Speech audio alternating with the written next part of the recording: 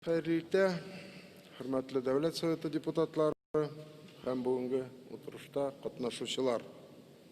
Доброе утро, уважаемые депутаты Государственного Совета, участники заседания. По установившейся традиции в заседании парламента, на котором оглашается ежегодное послание президента, участвуют наряду с депутатами Государственного Совета руководители органов государственной власти, местного самоуправления и представители широкой общественности. В работе 14-го заседания Государственного Совета принимают участие президент Республики Татарстан, государственный советник Республики Татарстан, премьер-министр и члены правительства Республики, сенаторы Российской Федерации и депутаты Государственной Думы Федерального собрания Российской Федерации. Руководители судебных органов, территориальных органов государственного управления России по Республике Татарстан, аудиторы Счетной палаты, председатели советов и руководители исполнительных комитетов муниципальных образований, представители Республиканского совета муниципальных образований, руководители предприятий промышленности, транспорта и строительства, банков, предприятий агропромышленного комплекса, малого и среднего бизнеса, руководители вузов и других образовательных учреждений, представители наук, представители религиозных конфессий, ветераны, постоянные представители Республики Татарстан за рубежом и в регионах Российской Федерации, руководители дипломатических представительств иностранных государств, аккредитованных в городе Казани, работники аппаратов президента, Государственного Совета и правительства нашей республики, представители средств массовой информации. Уважаемые участники заседания, принимая во внимание общественную значимость сегодняшнего заседания, Президиум Государственного Совета принял решение об организации прямой телевизионной и радиотрансляции 14-го заседания Государственного Совета. Для пользователей сетей интернет онлайн-трансляция доступна на официальном сайте парламента республики. В соответствии с результатами регистрации кворум для начала работы заседания имеется. 14-е заседание Государственного Совета Республики Татарстан 6-го созыва объявляю открытым.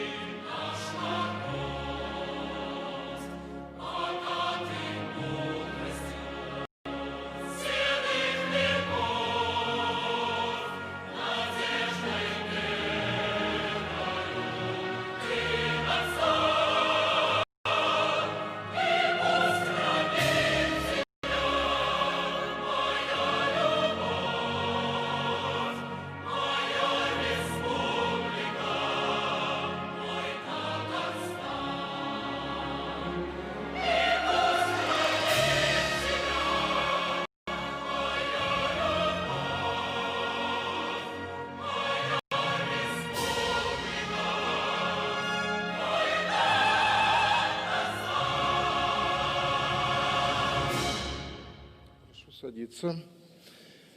Уважаемые участники заседания, Президиумом Государственного Совета Республики в соответствии со статьей 94 Конституции Республики Татарстан внесено предложение включить в повестку дня 14-го заседания один вопрос. Ежегодное послание президента Республики Татарстан Государственному Совету Республики Татарстан о внутреннем и внешнем положении республики. Нет возражений? Нет. Возражений нет, повестка утверждена. Слово для выступления с докладом предоставляется президенту Республики Татарстан Рустаму Нургалиевичу Минниханову. Пожалуйста, Рустам Нургалиевич.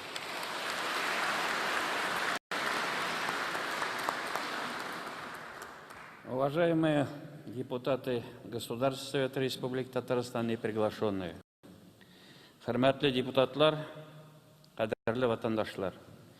2020 ел мөһим даталарга һәм иҗтимагый сәяси вакыйгаларга бай булды.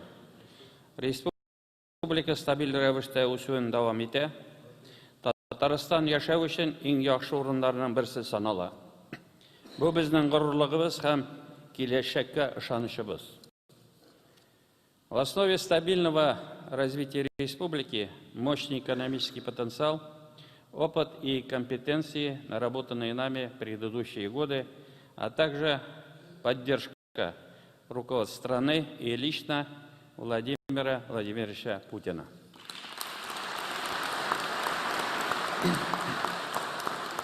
В этом году мы отмечаем 75-летие победы в Великой Отечественной войне.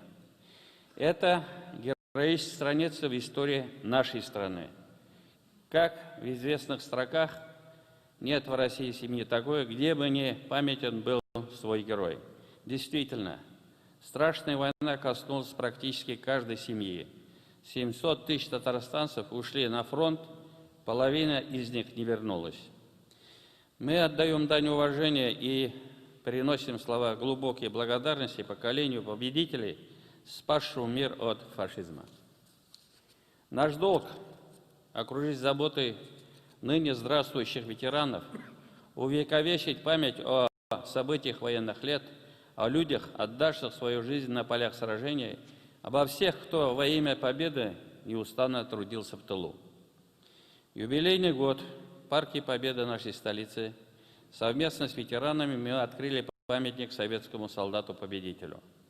В основе собирательного образа подвиг сына татарского народа Гази Зигатова, который 30 апреля 1945 года водрузил над Рейхстагом красное знамя. В Алькеевском, Верхнеуслонском, Муслюмовском, Менделеевском, Мензелинском, Дрожжановском и других районах установлены бюсты, памятные знаки, стеллы в честь героев войны Наби Даули, Михаила Фомина, Велена Бурмистрова, Никиты Фролова, а также в память о неизвестных солдатах, павших без вести. Имя Зината Хасанова присвоено школе Сармановского района, а центральный стадион в Ахтанышском районе теперь гордо носит имя героя Советского Союза Баяна Давлетова.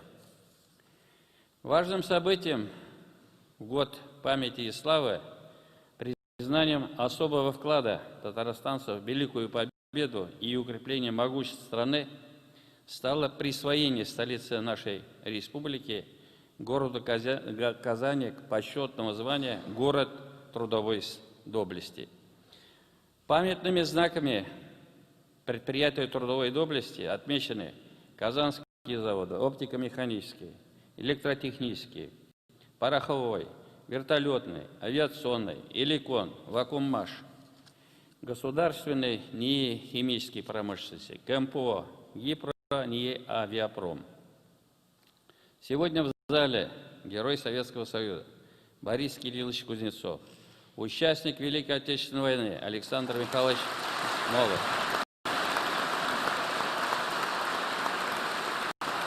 И труженики тыла Камиль Хусаинович Тукаев, и герой социалистического труда Николай Васильевич Фролов.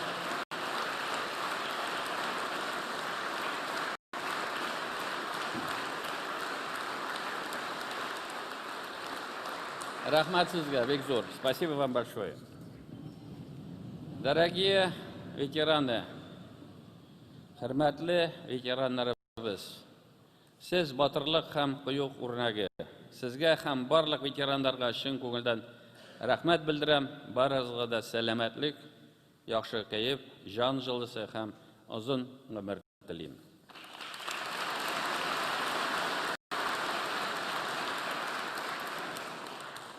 Уважаемые депутаты, хөрмәтле депутатлар, в год столетия ТССР следует отметить особую судьбоносную роль образования республики в истории нашей государственности.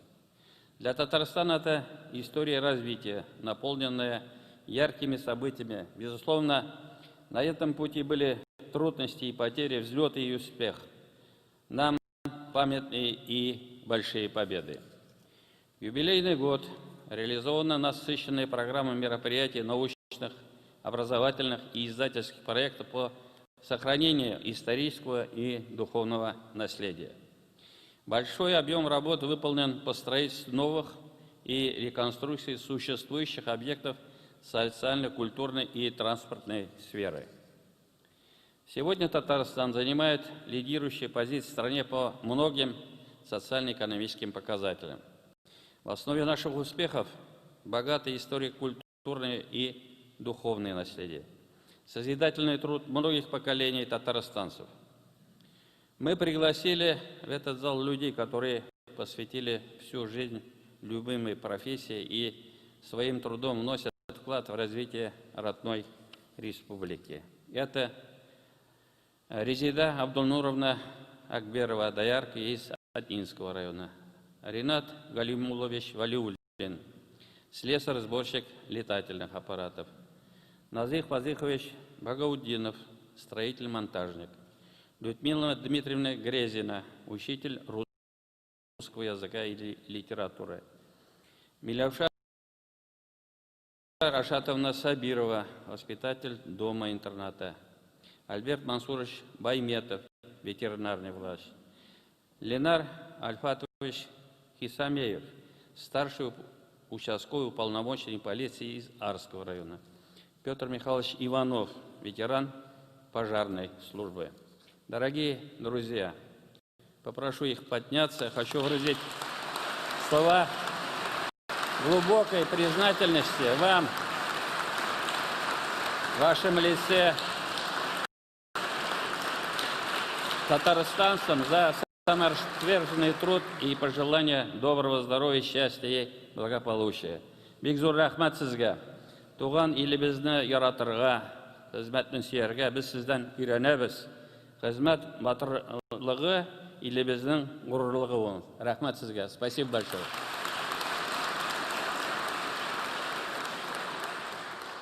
Уважаемые депутаты, хөрмәтле депутатлар, определенные коррективы в нашу жизнь внесла пандемия коронавируса. Мы вместе преодолеваем этот вызов. Экономика, социальная сфера, да и человеческие отношения прошли испытания на прочность.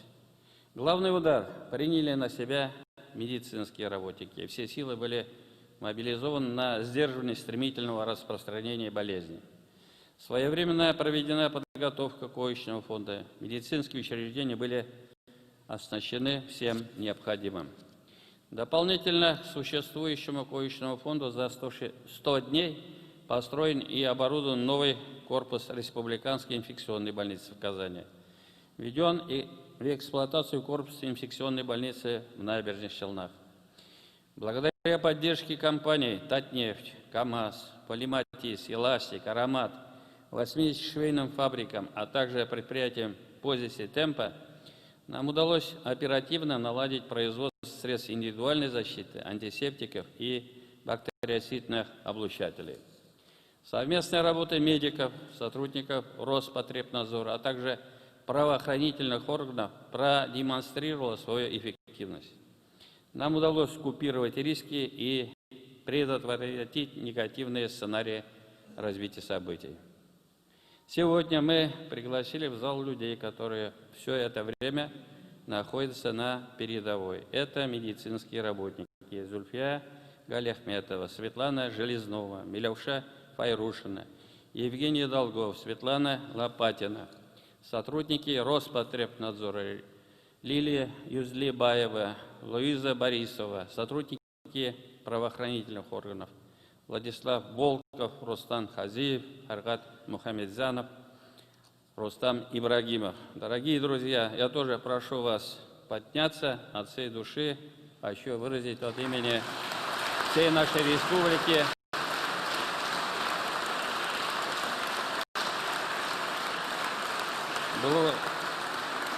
глубочайшую признательность сізге, исәнлек, саулык, сабырлык, рахмат сізге.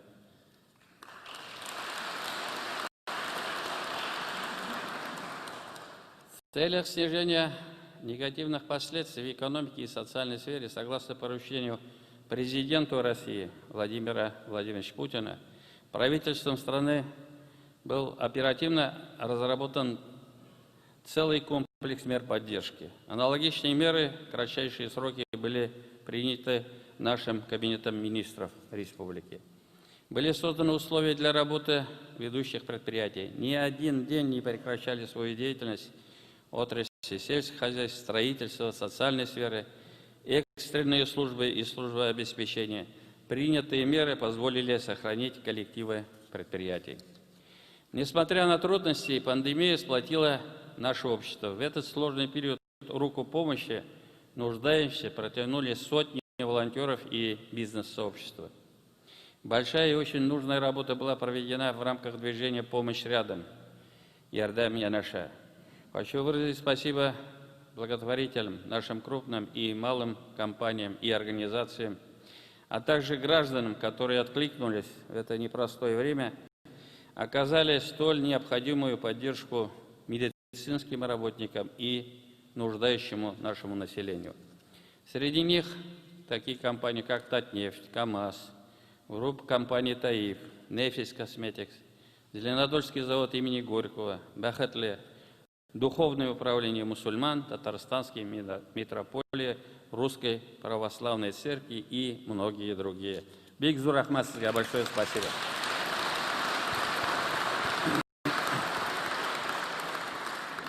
Уважаемые депутаты, хорматлы депутатлар, важнейшим общественно-политическим событием в жизни страны, имеющим историческое значение, стало общероссийское голосование 1 июля 2020 года по вопросу одобрения изменений в Конституцию Российской Федерации. Поправки нацелены на укрепление могущества нашей страны, защиту общероссийских ценностей и традиций, закрепляющие социальные гарантии, поддержали большинство татарстанцев. Результаты голосования продемонстрировали высокий уровень поддержки республики и курса нашего национального лидера Владимира Владимировича Путина.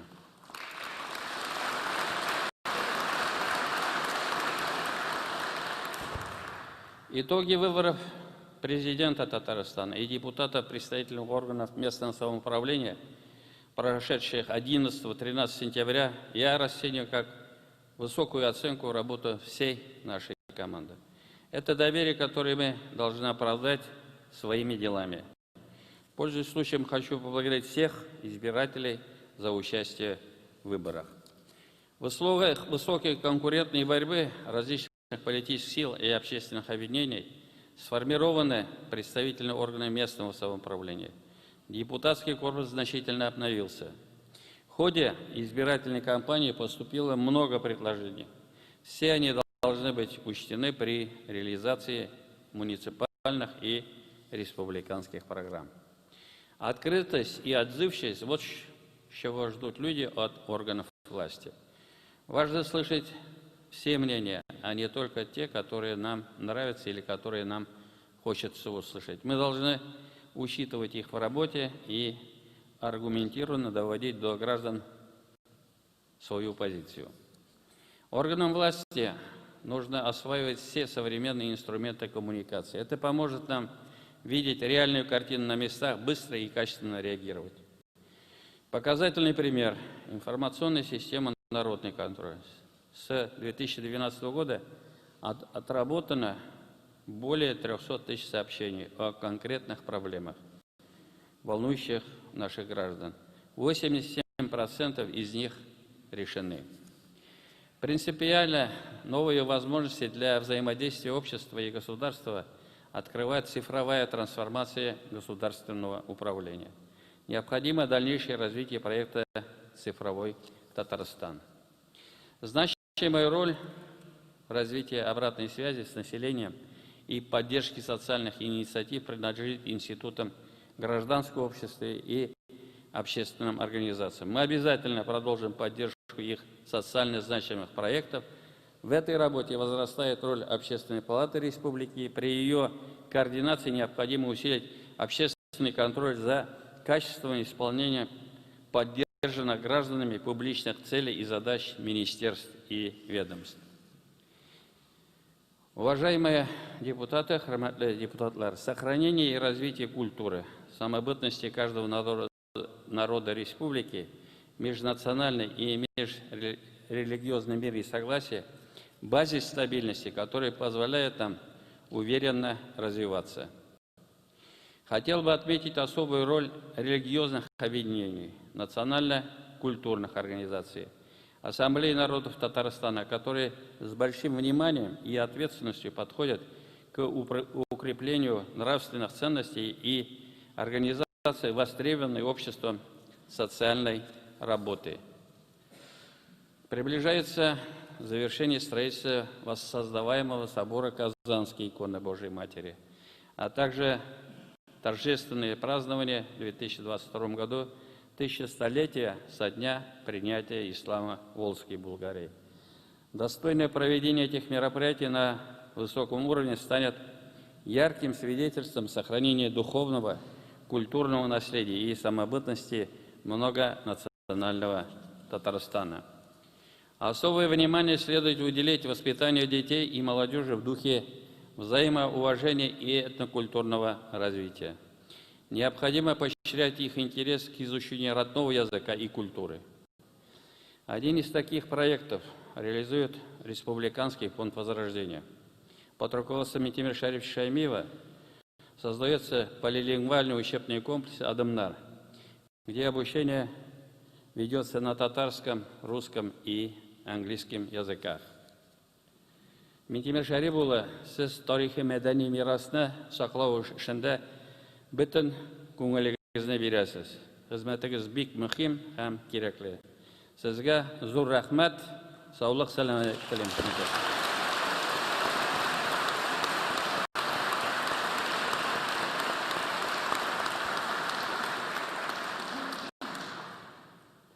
Телебез халкыбыз өчен уртак байлык һәм мирас. Рухи яктан берләштерүче зур көч. Бөтендөнья татар конгрессының бурычы милләт җыенында кабул ителгән стратегияне тормышка ашыру. Без Марат Гатыйф улы Ахметов җитәкли торган татар телен саклау һәм үстерү мәсьәләләре буенча комиссиягә дә зур өметләр баглыйбыз. Бу эштә барлык хакимият органнары һәм иҗтимагый оешмалар катнашырга тиеш. Шул ук вакытта һәркемнең шәхси үрнәге мөһим. Родной язык, прежде всего, это тонкая связь со своим народом. Я неоднократно подчеркивал, что мы будем делать все для его сохранения. Это наш нравственный долг перед будущими поколениями.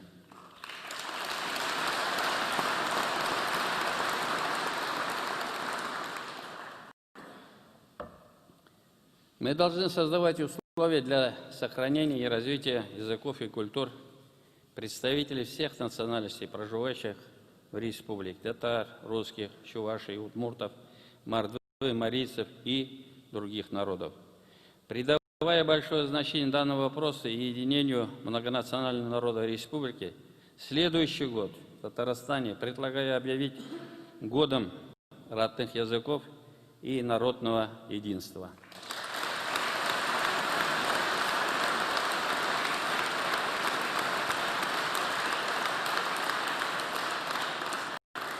Одним из значимых событий будущего года станет всероссийская перепись населения. Поручаю правительству республики и главам муниципальных образований обеспечить ее организацию на самом высоком уровне. С проведением необходимой разъяснительной работы и при широком участии общественности. Халық санын исәпкә алу нәтиҗәләре икътисад, демография, социаль өлкәдә стратегик планлаштыру өчен генә түгел, һәр милләт өчен бик мөһим. Уважаемые депутаты, хөрмәтле депутатлар, Татарстан накопил серьезный опыт в сфере внешних связей. Взаимодействие с зарубежными партнерами осуществляется в рамках единой государственной внешней политики нашей страны.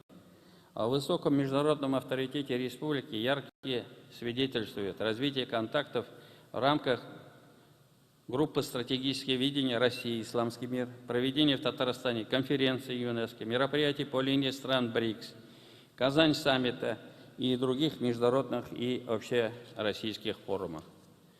Позитивным примером участия в реализации задач российской внешней политики призвано стать игры стран СНГ. В новых условиях нам необходимо сохранить все наработанные зарубежные контакты, использовать их для поиска новых возможностей продвижения интересов республики. Кроме того, следует расширить сотрудничество с российскими регионами по различным направлениям, в том числе по развитию внутреннего туризма. Уважаемые депутаты, хөрмәтле депутатлар, несомненным приоритетом нашей работы является забота о людях, формирование комфортной среды для жизни. Именно на это нацелены наши республиканские программы и национальные проекты. В рамках реализации указа президента страны Владимира Владимировича Путина о национальных целях нам предстоит скорректировать свои программы развития. При этом наши главные задачи, согласно республиканской стратегии 2030, остаются неизменными. Это развитие человеческого капитала и повышение качества жизни. И именно на это должна быть направлена деятельность всех ветвей и уровней власти. Удовлетворенность населения уровнем жизни – главный критерий оценки нашей с вами работы. Для нас стало привычным открытие новых и отремонтированных школ, детсадов, больниц, поликлиник, парков и скверов, спортобъектов, дорог. За 10 лет в порядок приведены более 7,5 тысяч и построено 3200 социально-культурных объектов. Обустроено более 400 общественных пространств. Капитально отремонтировано более 12 тысяч домов. Елдан-ел безден шәһәрләр һәм авыллар матурлана бара. Без бу масштаблы эшне республика программалары һәм милли проектлар кысаларында давам итәчәкбез. Только в этом году свои двери распахнут обновленные 49 школ, 117 детских садов, 96 учреждений здравоохранения, 68 объектов культуры, 131 спортивное сооружение и многое другое. Отмечу, недостаточно просто построить объект. Нужно заблаговременно обеспечить его кадрами, наполнить содержанием. Здесь должна кипеть жизнь. Строить объекты следует только там, где они действительно нужны, исходя из социальной потребности и экономической целесообразности. Недопустима ситуация, когда давно введенные объекты пустуют или используются неэффективно. Руководители министерств, ведомств, главы районов несут персональную ответственность за формирование и выполнение программ капитальных вложений. При реализации проекта крайне важно учитывать мнение жителей, взаимодействовать и работать сообща. Практика показала, что именно такие проекты становятся самыми успешными. Татарстанцы приняли активное участие в обсуждении концепции благоустройства парков и набережных, площадей и бульваров. И мы видим, как эти объекты сегодня востребованы, пользуются популярностью у жителей и гостей республики. Становятся нашей визитной карточкой. И эту работу мы продолжим. Недавно мы утвердили стратегию благоустройства реки Казанки. Это 30 километров общедоступной набережной и 12 парков площадью свыше 3000 гектар. Кроме того, в ближайшие годы мы приведем в порядок более 6,5 тысяч дворов, многоквартирных домов нашей республики. План на текущий год более 1000 дворов. Опыт, навыки, компетенции, которые мы наработали, позволяют нам заниматься не просто точечным, а комплексным благоустройством, связывать в единую нить и маршруты наши реконструированные дома культуры, благоустроенные набережные, парки и дворы. Біз кішілердің поликлиника, мәктепке, балалар бақшасына, китапханаға, тоқталышқа, ничек һәм нендей тротуарлар бойынша баруы, балаларының ишек алдында имен уйнауы, әти-әниләрнең вакытны уңайлы үткәрү алу турында уйлыйбыз. Серьезные задачи поставлены перед нами в рамках национального проекта по жилищному строительству. К этой работе нужно подходить комплексно, не только с точки зрения увеличения ввода жилья, но и предусматривая строительство объектов социальной, транспортной, инженерной инфраструктуры, а также созданием рабочих мест. Правительство республики совместно с Советом глав муниципальных образований необходимо обеспечить подготовку единых для агломерации документов территориального планирования, а также разработать эффективный механизм управления комплексным развитием данной территории. Это позволит создать новые рабочие места по принципу, где живут, там и работают, в том числе через организацию промышленных площадок. Аналогичная задача по комплексному развитию касается и наших малых городов и сельских местностей. Биредә эш урыннары булдыру бик мөһим. Уңышлы мисаллар арасында Биектау районында Казань-Сельмаш һәм Күпмара районында металл савыт-саба заводы, аларның продукциясенә Россиядә дә, чит илләрдә дә ихтияҗ бик зур. Уважаемые депутаты, хөрмәтле депутатлар, за последние годы в республике проведена большая работа по модернизации здравоохранения. В первичном звене за 8 лет приведены в порядок все поликлиники. Построено более 500 ФАПов. Отремонтировано 1400. Полностью обновлен парк машин скорой медицинской помощи. Огромные средства направлены на развитие высокотехнологичной медицины. В наших планах дальнейшее укрепление материально-технической базы первичного звена, строительство инновационного центра для лечения детской онкологии, филиалы республиканского онкодиспансера в Набережных Челнах и Альметьевске, хирургического корпуса Альметьевской детской городской больницы, а также строительство Казани офтальмологической больницы и других современных медицинских объектов. По-прежнему актуальным остается вопрос обеспечения кадрами в отрасли. Только в будущем году Министерству здравоохранения необходимо привлечь около 400 врачей, а в целом же потребуется более 2000 специалистов. Также важной задачей является цифровизация медицины. Она должна быть направлена прежде всего на решение таких вопросов, как оперативное получение различных справок и медицинских заключений. Необходимо сформировать единый цифровой контур государственных и частных медучреждений с созданием электронной медицинской карты. Кроме того, в текущих условиях стоит задача наверстать работу по оказанию отложенных ВМП процедур плановой госпитализации. Особое внимание следует уделить диспансеризации населения. Именно глубокая диагностика является эффективным инструментом раннего выявления заболеваний. Для удобства сельских жителей эту работу проводят 4 передвижные поликлиники, которые прикреплены к ведущим медицинским центрам республики. За короткий срок они уже показали свою эффективность. Осмотрено более 35 тысяч человек. У 2000 выявлены заболевания. Гражданам оперативно оказана вся необходимая помощь. Несомненно, болезнь лучше предупредить, чем лечить. А лучший способ сохранить здоровье – это беречь его, вести здоровый образ жизни, заниматься физической культурой и спортом. Мы последовательно развиваем спортивно-оздоровительную инфраструктуру. За последние годы построены 1000 универсальных спортивных площадок. каждом муниципалитете есть современный бассейн и универсальный спортивный зал. Все они пользуются большой популярностью.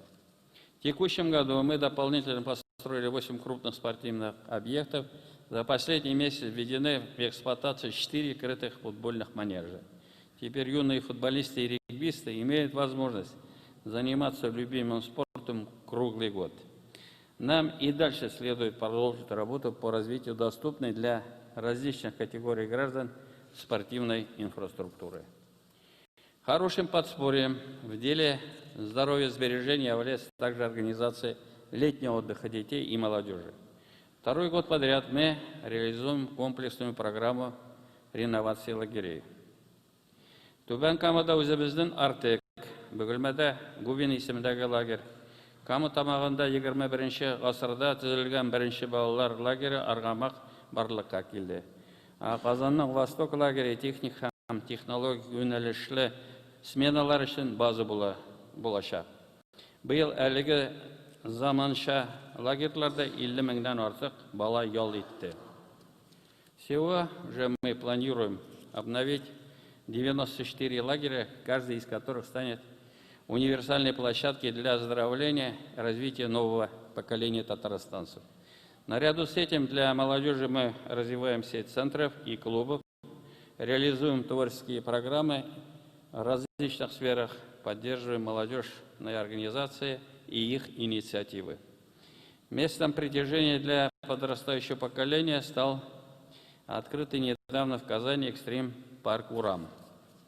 Отмечу, что крайне важно работать со всеми категориями молодежи, дать возможность раскрыться, проявить себя, показать свои лучшие качества, чтобы воплотить свои идеи в жизнь и добиться успеха.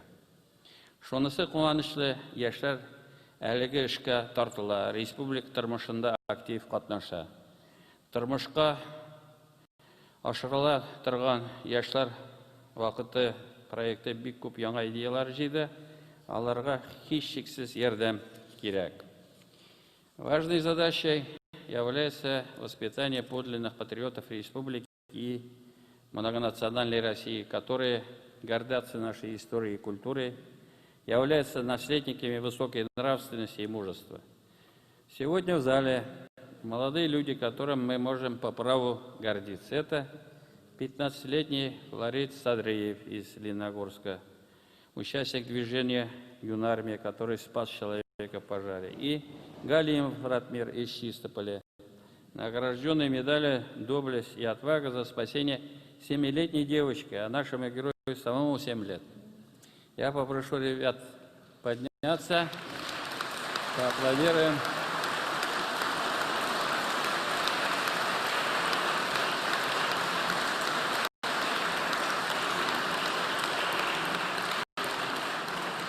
Рахмат сизга бек зор. Спасибо. Крайне важно продолжить работу по созданию условий для самореализации молодежи. Это возраст, когда человек имеет себя, ищет себя и в конечном счете определяется с местом для жизни и развития. И мы должны делать все, чтобы они выбирали нашу республику. Совсем недавно с этой трибуны выступала студентка университета Иннополис, которая сказала: неважно, где родился, в Татарстане пригодился. Полностью поддерживая эти слова, мы должны создать все условия, чтобы так было и впредь.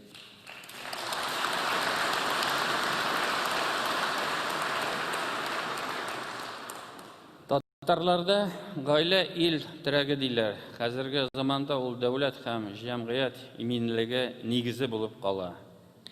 Нык гаилә ул һәр вакыт мәхәббәт, хөрмәт, бер-береңә кайгырту.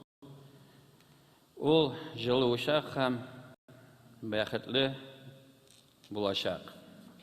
Более 40 тысяч семей в нашей республике многодетные. Среди них семья Толпеевых из набережных Челнов, где за совместно прожитые годы родилось 13 детей. Супруги Королевы из Ютазинского района воспитывают 4 приемных детей. Молодой семье Гильмудиновых из Балтансинского уже 4 детей. Эти семьи сегодня здесь с нами. Попрошу их тоже показаться, подняться. Рахмат сізге. Такие семьи – лучший пример ответственного родительства. Именно о них нужно рассказывать в СМИ, пропагандируя приоритет семейных ценностей. Бик зор рахмат сізге, оңышлар.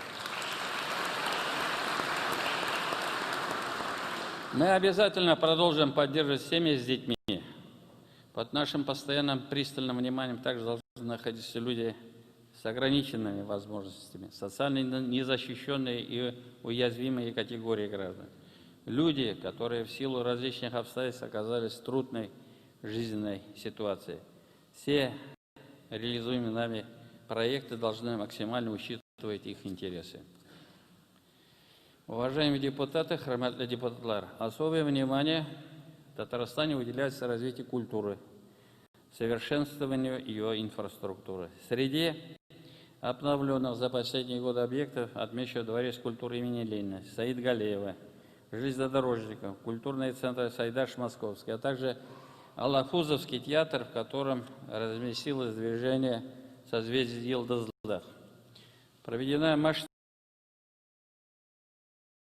технические базы, проводится большая работа по сохранению историко-культурного наследия, поддержке творческих коллективов и деятелей культуры, подготовке кадров для отраслей. Эти и другие приоритетные направления были недавно рассмотрены на первом заседании Совета по культуре и должны войти в проект стратегии развития культуры Татарстана на ближайшие 10 лет. Уважаемые депутаты, хурматлы депутатлар, Магариф һәм фән республика үсешенең мөһим юнәлеше. Агымдагы ел педагоглар өчен бик катлаулы булды. Балалар онлайн укыдылар, студентлар имтиханнарны да онлайн тапшырды. Укытучылар яңа шартларда да гадәти белем бирү ритмын саклап алдылар. Аларга бик зур рәхмәт укытучыларга.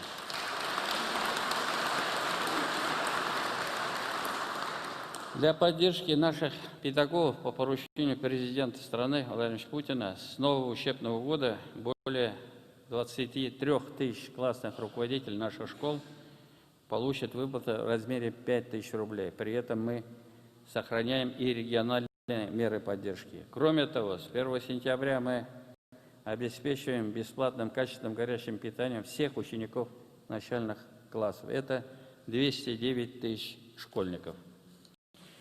В нашей республике много талантливых ребят. Мы гордимся успехами наших школьников.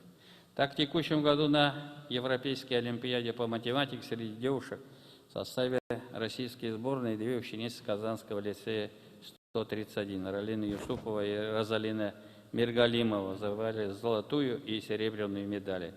На высшую ступень пьедестала почета Международной олимпиады по информатике поднялся Ильдар Гайнуллин, ученик лицея имени Лобащевского.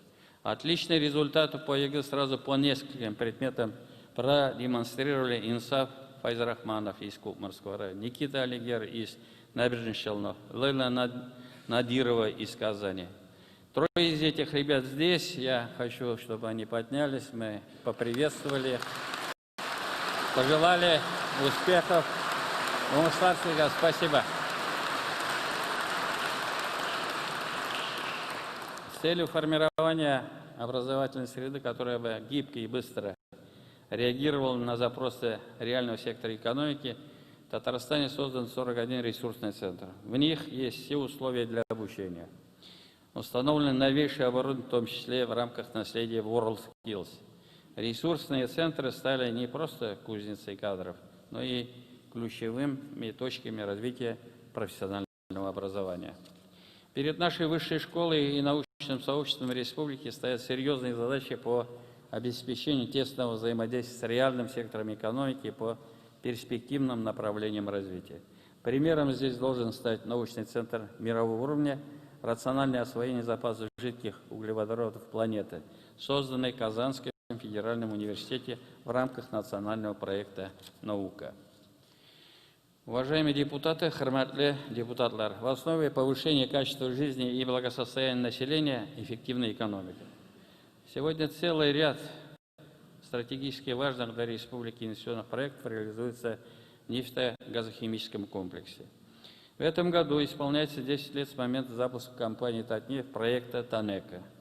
Суммарный объем инвестиций на этом объекте превысил 424 миллиарда рублей. В результате мы перерабатываем более половины всей добываемой нефти республики. Реализация проекта продолжается. В текущем году инвестиции в новые производства планируются в объеме 55 миллиардов рублей. Важным результатом проекта «Танека» также стало создание в республике собственной инженерной компетенции нефтеперерабатывающей промышленности. Отмечу, собственные компетенции следует развивать и в других секторах экономики республики.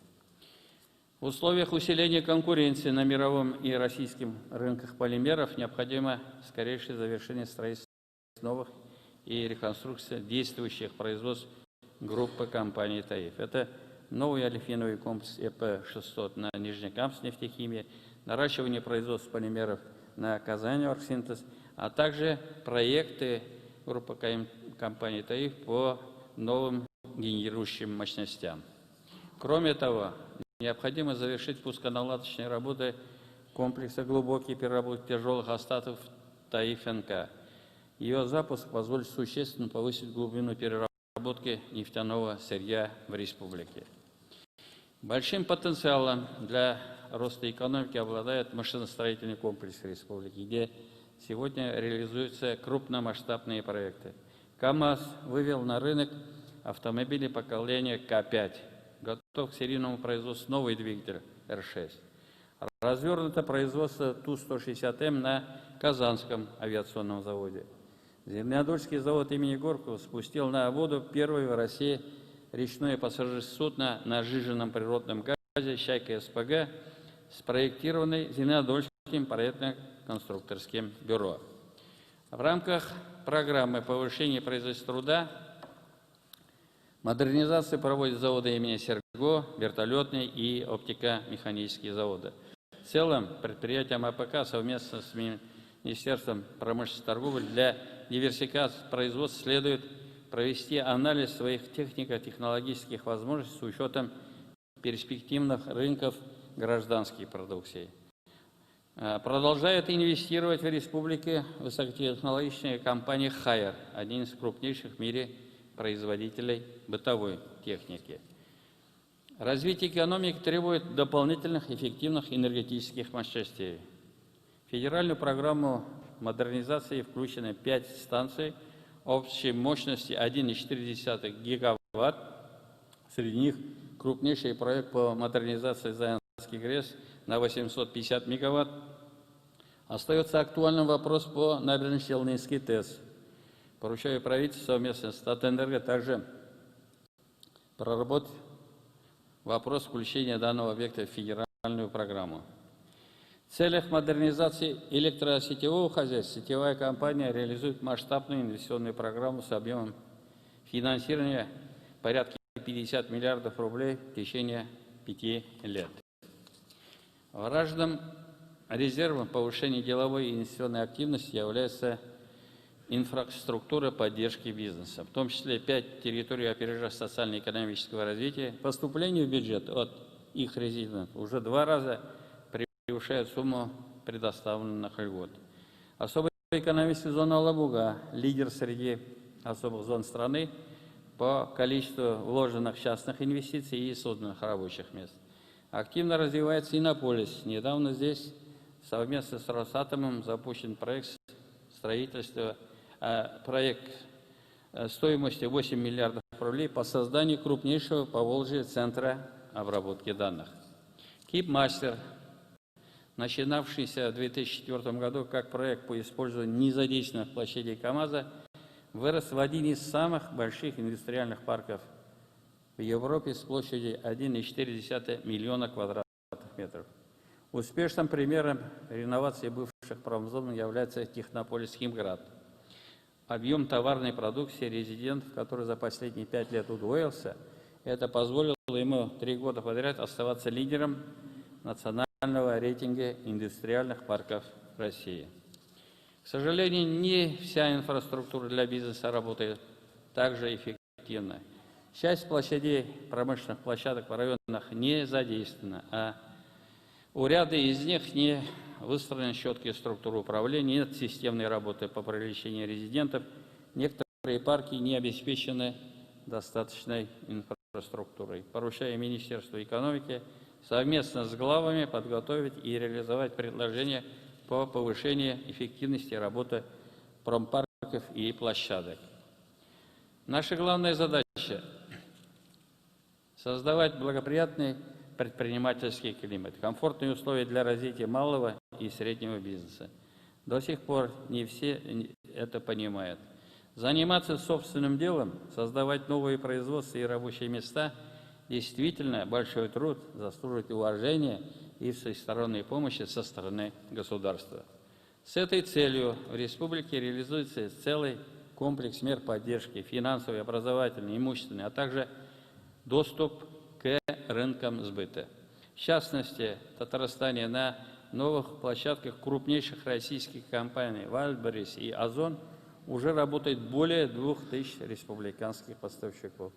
У нас также развивается своя интернет-площадка «Казань-Экспресс», которая планирует к концу текущего года открыть порядка 70 пунктов выдачи. Свою эффективность демонстрирует республиканский маркетинговый центр. На его площадке более 3000 организаций и поставщиков уже получили выручку 30 миллиардов рублей. Предпринимателям следует активнее использовать возможности создаваемой инфраструктуры маркетплейсов.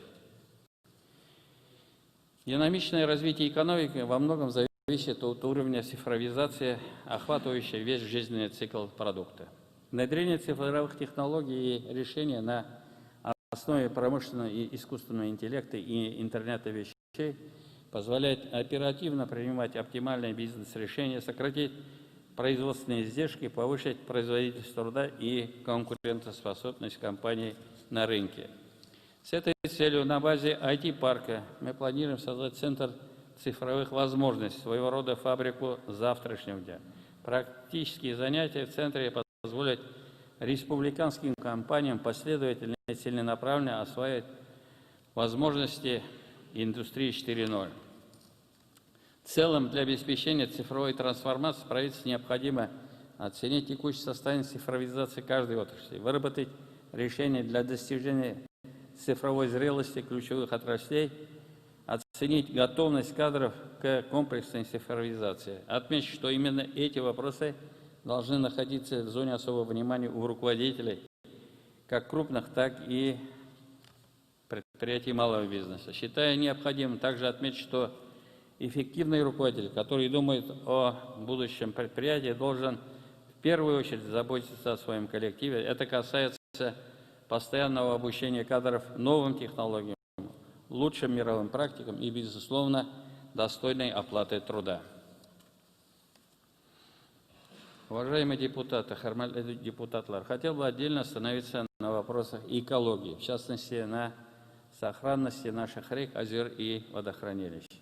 7% территории Татарстана водоема. Отрадно, что в республике появилась компания, которая работает в части сохранения их биоразнообразия. Запущена вторая очередь рыбоводного комплекса «Биосфера Фиш» по восстановлению популяции волжских стерлядей. Правительству совместно с компанией необходимо проработать с федеральным центром возможности использования потенциала проекта и на других федеральных объектах нашей страны. Кроме того, предприятиям следует обеспечить строгий контроль за экологической безопасностью. Сегодня около 80% отечественных сооружений предприятий республик не соответствует нормативам. Прошу хозяйствующих субъектов и соответствующие органы власти принять исчерпывающие меры для решения данного вопроса. Уважаемые депутаты, депутатлар, в республике почти 1 миллион граждан проживает в сельской местности. Мы проводим большую работу по повышению качества жизни населения, в том числе в рамках республиканских программ. Село – это образ жизни, особая культура и уклад. Здесь бережно хранится традиция, обычаи, родной язык. Одновременно сельское хозяйство является значимой отрасли экономики. В целом 2020 год оказался для сельского хозяйства благоприятным. В республике собран рекордный за 12 лет урожай 5,4 миллиона тонн зерновых. Из муниципальных образований первым завершил уборку зерновых Атнинский район. Аплодисменты Атнинскому району.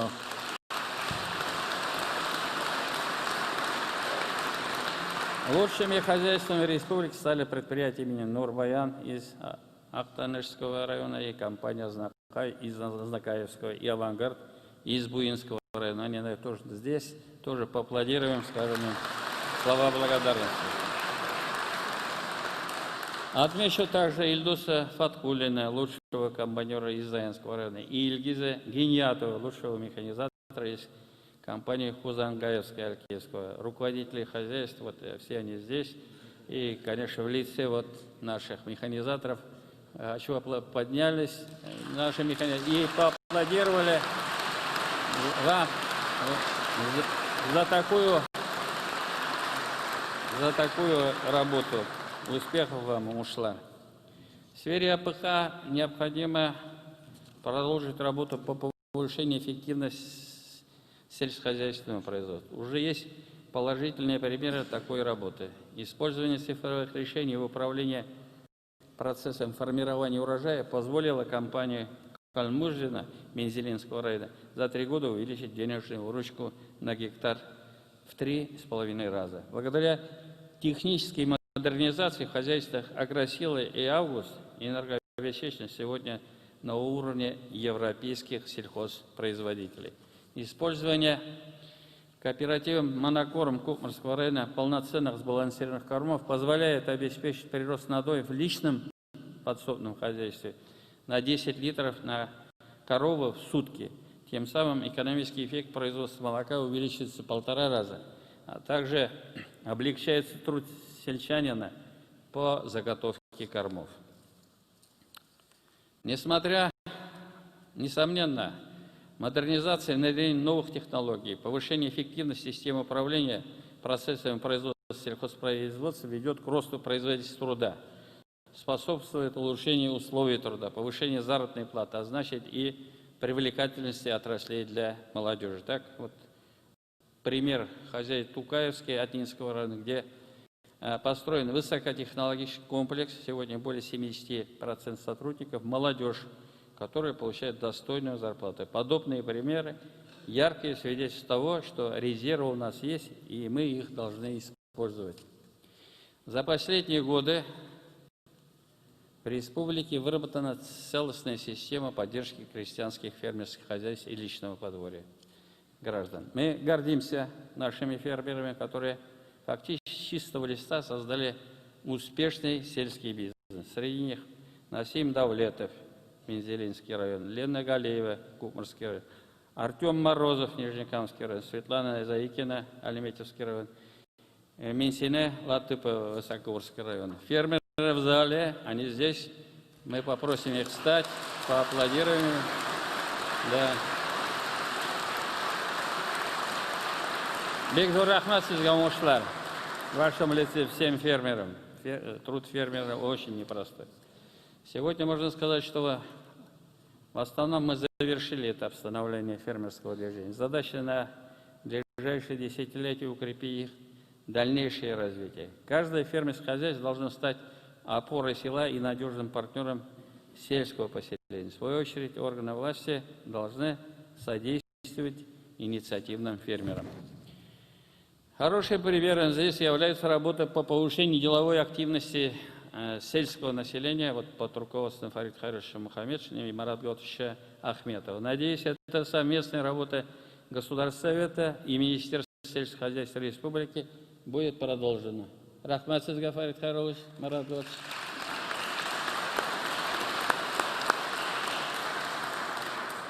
Нашим товаропроизводителям следует также активнее работать с торговыми сетями.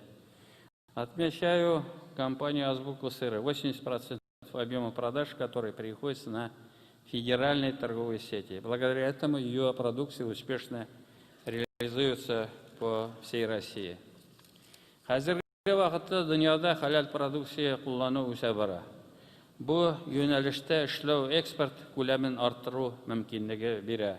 Мәсәлән, Агросила холдингі соңгы 15 елда әлеге өлкәдә актив эшли һәм алдыңғы позициялар били. Юнәлешне үстерү нәтиҗәсендә ул быел хәләл продукция экспортын 2 арттырды.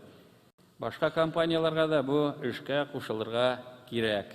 Агросилага кул чабыйга рәхмәт әйтик.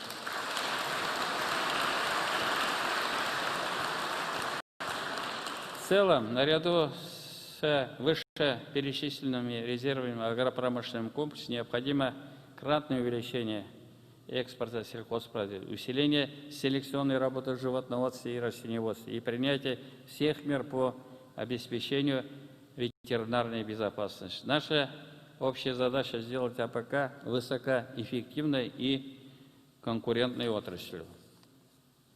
Уважаемые депутаты, хөрмәтле депутатлар, развитие экономики неразрывно связано с развитием транспортной инфраструктуры. Стратегическими проектами здесь является строительство участка автодороги М7 с обходом Нижнекамский и набережной Челнов с мостом через Каму. Скоростной трассы М12, что позволит создать южный обход Казани с мостом через Волгу. Завершение строительства автомагистрали Шали-Бавлы. Вторая очередь Большого Казанского кольца. Также второй линии метрополитена. Наряду с этими мы продолжим работу по ремонту объектов транспортной инфраструктуры, создание соединения наших населенных пунктов дорогами с твердым покрытием, подведению дорог фермерским хозяйствам. Все эти проекты в первую очередь направлены на повышение качества жизни наших граждан. Кадерлі ватандашлар, уважаемые Татарстана, в завершение своего выступления хочу процитировать татарского поэта, участника Великой Отечественной войны Наби Даули. Бір көн барсам, тагын яңа шәһәр, тагын барсам, яңа бистәләр. Мин ышанам хәзер, кояшны да җир астыннан таптык дисәләр. Эти слова написаны еще в послевоенные годы, актуальны и сегодня. Наша республика с каждым годом преображается. Мы реализуем самые смелые планы. Впереди, я уверен, нас ждут новые, не менее амбициозные проекты и открытия. Ведь Татарстан – это республика возможностей, территория, где каждый сможет воплотить свои идеи в жизнь. Главное, что мы вместе, а значит, у нас все получится. Без берега, безнең көч бердәмлектә. Бик зур рәхмәт сезгә.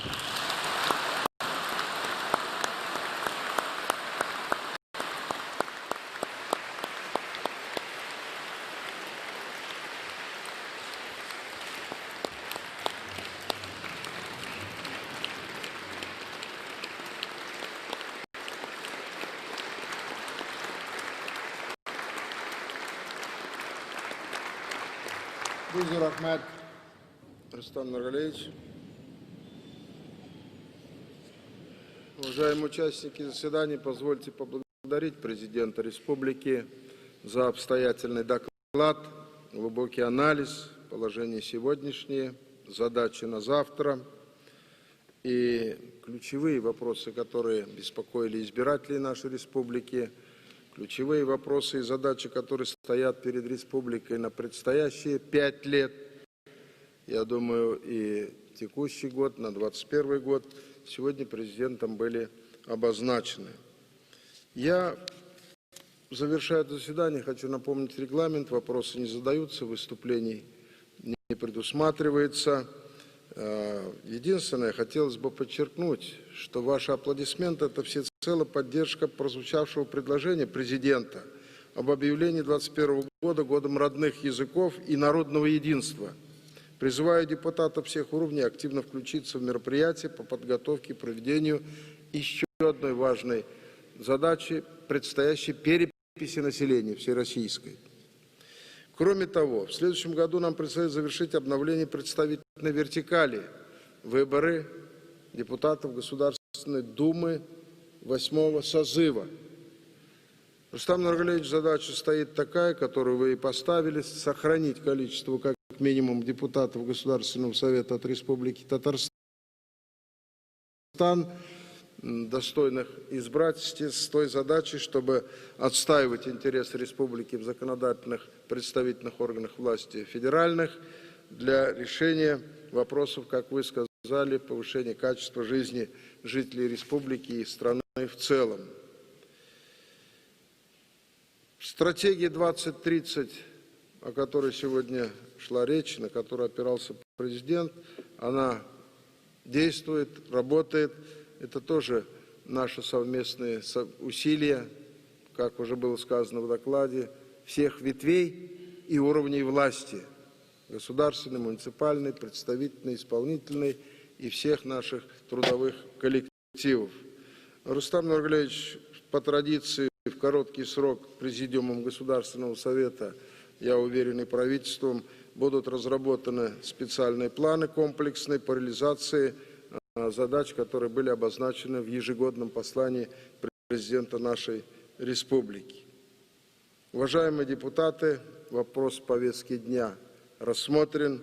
14-е заседание Государственного Совета Республики Татарстан объявляется закрытым.